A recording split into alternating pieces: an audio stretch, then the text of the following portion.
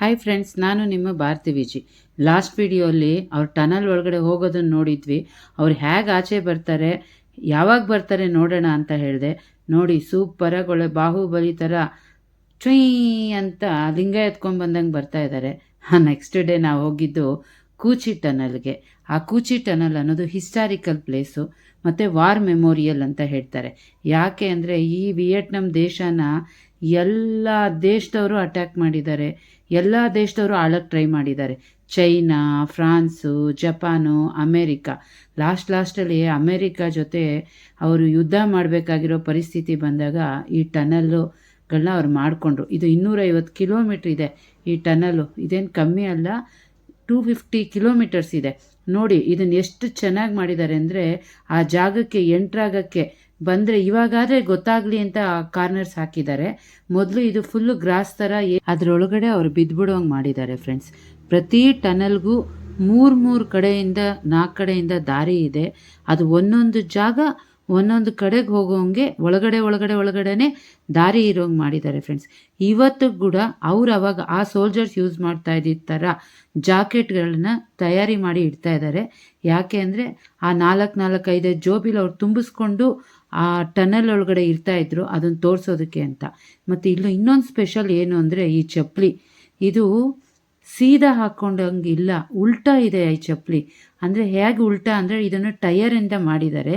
ಅದ್ರ ಮಾರ್ಕು ಅದನ್ನು ಉಲ್ಟಾ ಹಾಕ್ಕೊಂಡು ನಡೆಯೋರು ಟನಲಲ್ಲಿ ಅವ್ರು ಯಾವ ಕಡೆಗೆ ಹೋಗಿದ್ದಾರೆ ಅಂತ ಗೊತ್ತಾಗ್ದಿರ ಇರೋಂಗೆ, ಅವರು ರೈಟ್ಗೆ ಹೋಗಿದ್ರೆ ಅದು ಲೆಫ್ಟ್ಗೆ ಹೋದಂಗೆ ಉಲ್ಟಾ ಹೆಜ್ಜೆ ಇಡೋಂಗೆ ಮಾಡಿದರು. ಉಲ್ಟಾ ಹೆಜ್ಜೆ ಕಾಣೋಂಗೆ ಅವ್ರು ಚಪ್ಪಲಿ ಮಾಡಿದರು. ತುಂಬ ಬುದ್ಧಿವಂತಿಕೆ ಉಪಯೋಗಿಸಿ ಎಲ್ಲ ಮಾಡ್ಕೊಂಡಿದ್ದಾರೆ ಫ್ರೆಂಡ್ಸ್. ಅಲ್ಲಿ ನೋಡಿ, ಇಲ್ಲಿ ಬಾಂಬ್ ಹಾಕಿದ್ರಂತೆ, ಅಷ್ಟು ಜಾಗ ಹಳ್ಳ ಬಿದ್ದುಬಿಟ್ಟಿತ್ತು. ಆದರೆ ಅಲ್ಲಿರೋರು ಆಚೆ ಬಂದಾಗ ರೆಸ್ಟ್ ತೊಗೊಳೋದಕ್ಕೆ ಅಂತ ಈ ಜಾಗ ಯೂಸ್ ಮಾಡ್ಕೋತಾ ಇದ್ರಂತೆ. ಆಮೇಲೆ ಈ ಟನಲ್ನ ಅವ್ರು ಏನಕ್ಕೆ ಮಾಡಿದ್ದಾರೆ ಅಂದರೆ, ಹಿಂಗೆ ಬಾಂಬ್ಗಳು ಹಾಕ್ತಾ ಇದ್ದಾಗ ಅವ್ರು ಹೋಗಿ ಈ ಥರ ಟನಲ್ಗಳಲ್ಲಿ ಒಳಗಡೆ ಸೇಫಾಗಿ ಇರೋದಕ್ಕೆ ಅಂತ. ಫ್ರೆಂಡ್ಸ್, ನಾನು ಇಳಿದೆ ಅಲ್ವಾ, ಫುಲ್ಲು ಕತ್ಲು. 5 ನಿಮಿಷ ಇರೋದಕ್ಕೆ ನನಗೆ ಕಷ್ಟ ಆಯಿತು. ಆಚೆ ಬರೋಕ್ಕೂ ನನಗೆ ತುಂಬ ಕಷ್ಟ ಆಯಿತು ಫ್ರೆಂಡ್ಸ್. ಆದರೆ ಅವ್ರು ಅಷ್ಟು ವರ್ಷ ಹೇಗಿದ್ರು ನನಗೆ ನಿಜವಾಗ್ಲೂ ಗೊತ್ತಿಲ್ಲ. ಇಲ್ಲಿ ಇದನ್ನೆಲ್ಲ ಮಾಡಿಟ್ಟಿದ್ದಾರೆ ನಮಗೆ ತೋರ್ಸೋಕ್ಕೆ ಅಂತ ಬೊಂಬೆಗಳಲ್ಲಿ. ಅಲ್ಲಿ ಏನು ಮಾಡ್ತಾಯಿದ್ದಾರೆ ಅಂತ ನೋಡಿದ್ರೆ, ಅವ್ರ ಯುದ್ಧಕ್ಕೆ ಅವ್ರಿಗೆ ಬೇಕಾಗಿರೋ ಗ್ರಾನೇಟ್ಗಳು, ಅವ್ರಿಗೆ ಬೇಕಾಗಿರೋ ಬಾಂಬ್ಗಳು ತಯಾರಿ ಹೇಗೆ ಮಾಡ್ತಾಯಿದ್ರು ಅಂತ ನಮಗೆ ತೋರಿಸೋದಕ್ಕೆ ಅಂತ ಮಾಡಿದ್ದಾರೆ. ಇದನ್ನು ನಮಗೆ ಒಂದು 5 ಅಡಿ ಕೆಳಗಡೆ ಅದ್ರಲ್ಲಿ ಮಾಡಿ ತೋರಿಸಿದ್ದಾರೆ. ಆದರೆ ಅಲ್ಲಿ ಟನಲ್ ಇದ್ದಿದ್ದು ಫಸ್ಟ್ ಬಂದು 4 ಮೀಟ್ರಿಗೆ, ಸೆಕೆಂಡ್ ಟನಲ್ ಬಂದು 8 ಮೀಟ್ರಿಗೆ, ಥರ್ಡ್ ಟನಲ್ ತುಂಬ ಸೇಫ್ಟಿ ಟನಲ್ಲು 12 ಮೀಟ್ರಿಗೆ ಅಷ್ಟು ಒಳಗಡೆ ಇರ್ತಾಯಿತ್ತು ಫ್ರೆಂಡ್ಸ್. ಅದನ್ನು ಅಲ್ಲಿ ಯಾವುದೇ ಥರ ಕಬ್ಬಿಣದ್ದು ಸಿಗ್ತಾ ಇರಲಿಲ್ಲ, ಅದು ಫುಲ್ಲು ಕಾಡು. ಆದರೆ ಅವ್ರು ಹಾಕ್ತಾಯಿದ್ರಲ್ಲ ಬಾಂಬು, ಆ ಮಿಕ್ಕಿರೋ ಐಟಮ್ಗಳಲ್ಲಿ ಅದರಲ್ಲಿ ಇವರು ಅದನ್ನು ಯೂಸ್ ಮಾಡಿಕೊಂಡು ಅವರು ಯುದ್ಧಕ್ಕೆ ಉಪಯೋಗಿಸ್ಕೊಳ್ಳೋರು. ಅಷ್ಟು ಬುದ್ಧಿವಂತಿಕೆಯಾಗಿ, ಅಂದರೆ ಅಷ್ಟು ದೊಡ್ಡ ದೇಶಕ್ಕೆ ಎದುರಾಗಿ ನಿಂತು ಅಷ್ಟೊಂದು ಮಾಡಬೇಕು ಅಂದರೆ ಅದು ಕಮ್ಮಿ ಬುದ್ಧಿವಂತಿಕೆ ನಿಜವಾಗ್ಲೂ ಅಲ್ಲ. ನೋಡಿ ಫ್ರೆಂಡ್ಸ್, ಇದರಲ್ಲಿ ತೋರಿಸಿದ್ದೀನಿ ಈ ಟನಲಲ್ಲಿ 3 ಕಡೆಯಿಂದನೂ ಹೆಂಗೆ ಅವರು ಯಾವ ಥರ ತಪ್ಪಿಸ್ಕೋಬೋದು ಎಲ್ಲದಕ್ಕೂ ತೋರಿಸಿದ್ದಾರೆ. ನೋಡಿ, ಆಚೆಗಡೆಯಿಂದ ಬಂದು ಸಪೋರ್ಟ್ ಮಾಡೋರು ಬ್ಲ್ಯಾಕ್ ಡ್ರೆಸ್ ಹಾಕ್ಕೊಂಡಿರೋರು. ಅದೇ ಅಲ್ಲಿರೋ ಸೋಲ್ಜರ್ಸು ಯಾವಾಗಲೂ ಗ್ರೀನ್, ಯಾಕಂದರೆ ಅದು ಕಾಡು. ಅವ್ರು ಎಲ್ಲರೂ ಕೂತ್ಕೊಂಡ್ರೆ ಗೊತ್ತಾಗ್ದಿರ ಇರಲಿ ಅಂತ ಫುಲ್ಲು ಗ್ರೀನಲ್ಲಿರೋರು. ಆಮೇಲೆ ಈ ಟನಲ್ನ ಒಂದು ಕಡೆ ಓಪನ್ ಇತ್ತು, ಅದು ಸೈಗಾನ್ ನದಿಗೆ ಜಾಯಿನ್ ಆಗೋಂಗೆ ಮಾಡಿಬಿಟ್ಟಿದ್ರು. ತುಂಬ ತೊಂದರೆ ಬಂದಾಗ ಆ ಸೈಗಾನ್ ನದಿಲಿ ಧುಮುಕಿ ಅಲ್ಲಿಂದ ಎಸ್ಕೇಪ್ ಆಗೋರಂತೆ. ಇದಂತೂ ಎಷ್ಟು ಚೆನ್ನಾಗಿ ಮಾಡಿದ್ದಾರೆ ಅಂದರೆ, ಟ್ರ್ಯಾಪ್ ಡಿಸ್ಪ್ಲೇ ಅಂತ ಮಾಡಿದ್ದಾರೆ. ಆವಾಗ ಬಂದಿದ್ದ ಸೋಲ್ಜರ್ಸ್ನ ಅವ್ರು ಹೇಗೆ ಟ್ರ್ಯಾಪ್ ಮಾಡೋರು ಅನ್ನೋದಕ್ಕೆ ಎಷ್ಟೋ ಥರ ವಿಧಾನಗಳನ್ನು ತೋರಿಸಿದ್ರು. ಅವ್ರು ಹೇಳಿದ್ರು, ಇದ್ರ ಬದಲು ಸಾಯಿಸ್ಬಿಡ್ಬೋದಲ್ಲ ಅಂತ. ನಾನು ಅಲ್ಲಿ ಕ್ವಶನ್ ಕೇಳಿದಾಗ ಅವರೊಂದು ಮಾತು ಹೇಳಿದ್ರು, ಸಾಯಿಸಿದ್ರೆ ಒಬ್ಬ ಸೋಲ್ಜರ್ ಕಮ್ಮಿ ಆಗ್ತಾನೆ, ಒಂದು ಸೋಲ್ಜರು ಡ್ಯಾಮೇಜ್ ಆದರೆ ಅವ್ರನ್ನ ಎತ್ಕೊಂಡು ಹೋಗೋಕ್ಕೆ 4 ಜನ ಬೇಕು, ಆವಾಗ 5 ಜನ ಸೋಲ್ಜರ್ಸ್ ಕಮ್ಮಿ ಆಗ್ತಾಯಿದ್ರು. ಅದಕ್ಕೋಸ್ಕರ ಇಷ್ಟು ಥರ ಟ್ರ್ಯಾಪ್ ಇಟ್ಕೊಂಡಿದ್ವಿ ಅಂತ. ಇವಾಗ ನಾವು ಎಷ್ಟೋ ಟೆಕ್ನಾಲಜಿ ಇದೆ ಅನ್ಕೋತೀವಿ ಫ್ರೆಂಡ್ಸ್, ಆದರೆ ಇದು ಆವಾಗಲೇ ಎಂತೆಂಥ ರಾಜರು, ಅಂದರೆ ನಮ್ಮ ರಾಜರೆಲ್ಲ ಹೀಗೆ ಯುದ್ಧ ಮಾಡಿರ್ತಾರೆ ಅನ್ನೋ ಒಂದು ಇದು ನಮಗೂ ಅನ್ನಿಸ್ತು. ಈ ಥರ ಟನಲ್ಸು ಈ ದೇಶದಲ್ಲಿ 5 ಇದೆಯಂತೆ. ಆದರೆ ಇದು ಎಲ್ಲದಕ್ಕಿಂತ ದೊಡ್ಡ ಟನಲ್ಲು. ಇದು ಹೋ ಚಿ ಮಿನ್ ಸಿಟಿಯಿಂದ 44 ಕಿಲೋಮೀಟ್ರ್ ದೂರದಲ್ಲಿದೆ. ಅಲ್ಲಿಂದ ಅಲ್ಲಿವರೆಗೂ ಫುಲ್ಲು ಸರೌಂಡಿಂಗೇ ಎಷ್ಟೋ ದೂರ ಇದೆಯಂತೆ ಫ್ರೆಂಡ್ಸ್ ಈ ಟನಲ್ಲು. ಇದೇ ಎಲ್ಲದಕ್ಕಿಂತ ದೊಡ್ಡ ಟನಲ್ಲು. ನಮಗೂ ಹೋಗಿ ಎಕ್ಸ್ಪೀರಿಯೆನ್ಸ್ ಮಾಡೋದಕ್ಕೆ ಅಂತ 3 ಸ್ಟೇಜಲ್ಲಿದೆ ಫ್ರೆಂಡ್ಸ್ ಟನಲ್ಗಳು. ಒಂದು 20 ಮೀಟರ್ಸ್ದು, ಇನ್ನೊಂದು 60 ಮೀಟರ್ಸ್ದು, ಇನ್ನೊಂದು 100 ಮೀಟರ್ಸ್ದು. ನಾವು ಒಂದು ಟನಲ್ ಒಳಗಡೆ ಹೋಗಿ ಎಕ್ಸ್ಪೀರಿಯೆನ್ಸ್ ಮಾಡಬೇಕು, ಅದು ಹೇಗಿದೆ ನೋಡಬೇಕು ಅನ್ನೋರಿಗೆಲ್ಲರಿಗೂ ಚಾನ್ಸ್ ಕೊಡ್ತಾರೆ. ಬಟ್ ಅದು ತುಂಬ ಚಿಕ್ಕದಾಗಿರುತ್ತೆ, ಕೂತಂಗೆ ಹೋಗಬೇಕು. ಇದನ್ನು 4 ಲಕ್ಷ ಜನ ಎಷ್ಟೋ ವರ್ಷ ಮಾಡಿದ್ದಾರೆ, 20 ವರ್ಷ ಮಾಡಿದಾರಂತೆ. 4 ಲಕ್ಷ ಜನಕ್ಕಿಂತ ಜಾಸ್ತಿ ಜನ ಇಲ್ಲಿ ಕೆಲಸ ಮಾಡಿದ್ದಾರೆ. ನಾನಂತೂ ಹೈಟ್ ಸ್ವಲ್ಪ ಕಮ್ಮಿ, 5 ಅಡಿ ಇದ್ದೀನಿ. ನನಗೆ ನಿಜವಾಗ್ಲೂ ಟನಲಲ್ಲಿ ಬರೋದಕ್ಕೆ ಓಕೆ ಅನ್ನಿಸ್ತು. ಬಟ್ ನಮ್ಮ ಫ್ಯಾಮ್ಲಿಲಿ ಇನ್ನೂ ಹೈಟ್ ಇರೋರೆಲ್ಲ ಇದ್ದಾರೆ. ಅವ್ರು ಹೇಗೆ ಬಂದರು, ಅವ್ರ ಎಕ್ಸ್ಪೀರಿಯೆನ್ಸ್ ಹೆಂಗಿತ್ತು ನಿಮಗೆ ತೋರಿಸ್ಬೇಕು ಅಂತ ಈ ಒಂದು ಚಿಕ್ಕ ವಿಡಿಯೋ ಮಾಡಿದ್ದೀನಿ. ನೋಡಿ ಫ್ರೆಂಡ್ಸ್, ಈ ಟನಲ್ ಎಕ್ಸ್ಪೀರಿಯೆನ್ಸು ಹೆಂಗಿದೆ ಅಂತ ನೀವು ನೋಡಿ.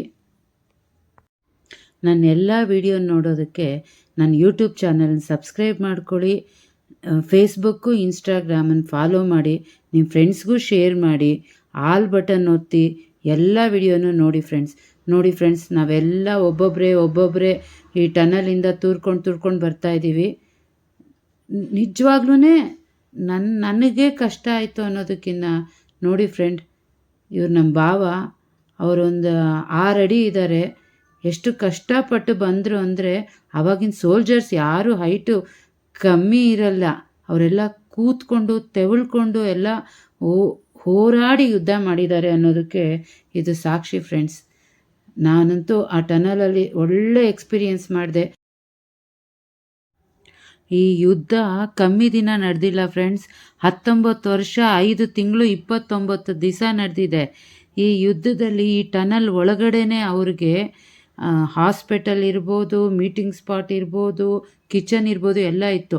ಅಷ್ಟು ಒಳಗಡೆ ಇರ್ತಾಯಿದ್ರಲ್ಲ, ಅವ್ರಿಗೆ ಗಾಳಿ ಹೇಗೆ ಅಂತ ಕೇಳಿದಾಗ ಅಲ್ಲಲ್ಲಿ ಈ ಥರ ದೊಡ್ಡ ಮಣ್ಣಿಂದು ಇದಿದಂಗೆ ಮಾಡಿ ನೋಡಿ, ಅಲ್ಲೆಲ್ಲ ಹೋಲ್ಸ್ ಇದೆಯಲ್ಲ, ಇದೆಲ್ಲ ಟನಲ್ ಒಳಗಡೆಗೆ ಗಾಳಿ ಹೋಗೋದಕ್ಕೆ ಅದನ್ನು ಮಾಡಿದರು. ಇದೇನು ಗೊತ್ತಾ, ಅವ್ರ ಕಿಚನ್ನು. ಇದನ್ನು ಇವಾಗ ನಮಗೆ ಕಾಣಿಸೋ ಹಂಗೆ ಮೇಲ್ಗಡೆ ಮಾಡಿದ್ದಾರೆ. ಆದರೆ ಈ ಕಿಚನ್ ಎಲ್ಲ ಒಂದು 8 ಮೀಟ್ರ್ ಒಳಗಡೆ ಹಾಗಿರ್ತಾಯಿತ್ತಂತೆ. ಅವರು ಅದನ್ನು, ಆ ಕಿಚನನ್ನು ಅಷ್ಟೇ ಫ್ರೆಂಡ್ಸ್, ಇವಾಗ ಕಿಚನಿಂದ ಅಡುಗೆ ಮಾಡಿದಾಗ ಆ ಹೊಗೆ ಆ ಕಿಚನ್ ಮೇಲ್ಗಡೆ ಬಂದರೆ ಆ ಜಾಗಕ್ಕೆ ಅವ್ರು ಬಾಂಬ್ ಹಾಕ್ಬಿಡ್ತಾರೆ. ನೋಡಿ, ಈ ಥರ ಮೀಟಿಂಗ್ ಸ್ಪಾಟು, ಇಲ್ಲೇ ತಿನ್ನೋದಕ್ಕೆ, ಇಲ್ಲೇ ಮನೆ ಥರ ಮಲಗೋದಕ್ಕೆ. ಅಂದರೆ ಅವ್ರು ಅದು ಹೆಂಗೆ ಇದ್ದರೂ ಅಷ್ಟು ವರ್ಷ, ನಂಗೆ ನಿಜವಾಗ್ಲೂ ಅದನ್ನು ನಾವು ಇಮ್ಯಾಜಿನ್ ಮಾಡೋದು ಕೂಡ ಕಷ್ಟ. ಆದರೆ ಅವರು ಇಲ್ಲಿಂದ ಹೊಗೆ ಬಂದರೆ ಹೊಗೆ ಬಂದಿದ್ದ ಕಡೆ ಬಾಂಬ್ ಹಾಕ್ಬಿಡ್ತಾರೆ ಅಂತ. ಈ ಕಿಚನ್ನಲ್ಲಿ ಇಲ್ಲಿ ಅಡುಗೆ ಮಾಡಿದ್ರೆ ಇಲ್ಲಿಂದ ಸ್ವಲ್ಪ ದೂರಕ್ಕೆ ಮರಗಳಿದೆ ಸೆಂಟ್ರಲ್ಲಿ. ಆ ಮರಗಳ ಮಧ್ಯ ಅದ್ರ ಹೊಗೆ ಬರೋದು ಕಾಣಿಸ್ತಿರಂಗೆ ನೋಡಿ ಫ್ರೆಂಡ್ಸ್. ಇದೇ ಜಾಗ, ನೀಟಾಗಿ ಮರಗಳ ಅಡ್ಡ ಇದೆ, ಅಲ್ಲಿಂದ ಅಲ್ಲ, ನೀಟಾಗಿ ಇಲ್ಲಿಂದ ಹೊಗೆ ಬರೋಂಗೆ. ಅಂದರೆ ಅವ್ರನ್ನ ಕನ್ಫ್ಯೂಸ್ ಮಾಡೋಂಗೆ. ಇಲ್ಲಿ ಅವ್ರು ಬಾಂಬ್ ಹಾಕಿದ್ರೂ ಅವ್ರಿಗೆ ಗೊತ್ತಾಗ್ಬಿಡ್ತಾ ಇತ್ತು, ಇಲ್ಲಿಂದ ಆ ಕಿಚನ್ ಟನಲ್ಲು ದೂರ ಇರ್ತಾಯಿತ್ತು. ಆಮೇಲೆ ಅವ್ರು ಅಲ್ಲಿ ಏನು ತಿನ್ನೋರು, ಹೇಗೆ ಗೆಣಸುಗಡ್ಡೆ ಬೇಯಿಸ್ಕೊಂಡು ತಿನ್ನೋರು, ಆಮೇಲೆ ಎಲೆಗಳಲ್ಲಿ ಟೀ ಮಾಡ್ಕೊಂಡು ಕುಡಿಯೋರು. ಅದನ್ನು ನಮಗೂ ಅಲ್ಲಿ ಟೇಸ್ಟ್ ಮಾಡೋದಕ್ಕೆ ಅಂತ ಕೊಟ್ಟರು ಫ್ರೆಂಡ್ಸ್. ಒಂದು ಕಳೆಕಾಯಿ ಬೀಜ, ಪೀನಟ್, ಅದು ಒಂದು ಪೌಡ್ರು, ಅದಕ್ಕೆ ಗೆಣಸುಗಡ್ಡೆ ಬೇಯಿಸಿರೋದು ಕೊಟ್ಟರು. ಅದನ್ನು ತಿಂದು ಟೇಸ್ಟ್ ಮಾಡಿದ್ವಿ, ಅದನ್ನು ಫ್ರೀಯಾಗಿ ಕೊಟ್ಟರು. ನೋಡಿ, ಇಬ್ಬರು ಅವ್ರು ನಾನು ಹೇಳಿದೆ ಅಲ್ಲ ಆವಾಗಲೇ ಮೀಟಿಂಗಿಗೆ ಈ ಸೋಲ್ಜರ್ಸ್ನ ಕಾಂಗೋ ಸೋಲ್ಜರ್ಸ್ ಅಂತ ಕರೆಯೋರು. ಅದ್ರದ್ದು ಎಲ್ಲ ನೋಡಿದ್ವಿ. ಅಲ್ಲೊಂದು ಶೂಟಿಂಗ್ ಸ್ಪಾಟು ಇತ್ತು, ನಮ್ಗೆ ಇಂಟ್ರೆಸ್ಟ್ ಇರೋರು ಹೋಗಿ ಶೂಟಿಂಗ್ ಮಾಡ್ಬೋದು ಅಂತ ಹೇಳಿದ್ರು. ಬಟ್ ತುಂಬ ಕ್ಯೂ ಇತ್ತು. ಅಲ್ಲಿ ಹೋಗಿ ನೋಡಿದ್ವಿ, ಅಲ್ಲಿ ವಿಡಿಯೋ ರೆಕಾರ್ಡ್ ಮಾಡೋದಕ್ಕೆ ಆಪ್ಷನ್ ಇರಲಿಲ್ಲ ಫ್ರೆಂಡ್ಸ್.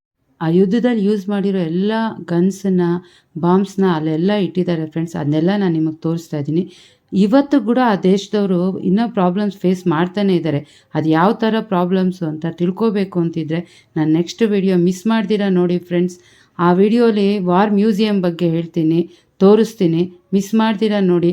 ನನ್ನ ಚಾನಲ್ ಸಬ್ಸ್ಕ್ರೈಬ್ ಮಾಡ್ಕೊಳ್ಳಿ, ಫಾಲೋ ಮಾಡಿ, ನೋಟಿಫಿಕೇಷನ್ ಬರುತ್ತೆ. ಎಲ್ಲ ವಿಡಿಯೋನೂ ನೋಡಿ.